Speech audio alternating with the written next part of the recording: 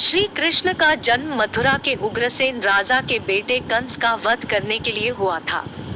पौराणिक कथाओं के अनुसार द्वापर युग में मथुरा के उग्रसेन राजा के बेटे कंस ने उन्हें सिंहासन से उतार कर कारागार में बंद कर दिया था और खुद को मथुरा का राजा घोषित कर दिया था।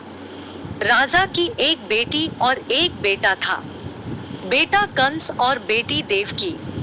देवकी का विवाह वासुदेव के साथ तय कर दिया गया और बड़ी धूमधाम के साथ वासुदेव के साथ उनका विवाह कर दिया गया। लेकिन जब कंस देवकी को हंसी खुशी रथ से विदा कर रहा था, उस समय आकाशवाणी हुई कि देवकी का 8वां पुत्र ही कंस का वध करेगा। आकाशवाणी सुनकर कंस की रूह कांप गई और वह घबरा गया।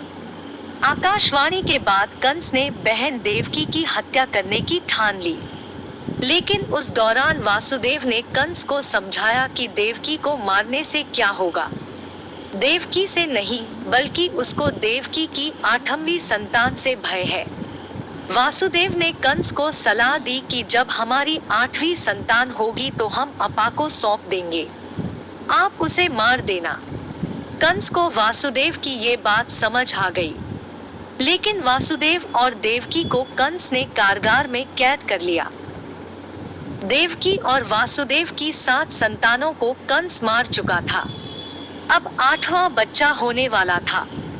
आसमान में घने बादल छाए थे, तेज बारिश हो रही थी, बिजली कड़क रही थी और भगवान श्री कृष्ण का जन्म लेने वाले थे। रात्रि ठीक 12 बजे कारागार के सारे ताले अपने आप टूट गए और कारागार की सुरक्षा में लगे सभी सैनिक गहरी नींद सो गए। उसी समय वासुदेव और देवकी के सामने भगवान श्री विष्णु प्रकट हुए और उन्हें कहा कि वे देवकी के गर्भ से 8वें पुत्र के रूप में जन्म लेंगे। इतना ही नहीं, भगवान विष्णु ने कहा कि वे उन्हें गोकुल में नंद बाबा के यहाँ छोड़ आएं और वहाँ अभी जन्मी कन्या को कंस को लाकर सौंप दें। वासुदेव ने भगवान विष्णु के बताए अनुसार ही किया। गोकुल से लाए कन्या को कंस को सौंप दिया। कंस ने जैसे ही कन्या को मारने के लिए हाथ उठाया, कन्या आकाश में गायब हो गई और आकाशवाणी हुई कि कंस जिसे मारना चाहता है वे तो गोकुल पहुंच चुका है। ये आकाशवाणी सुनकर कंस और घबरा गया।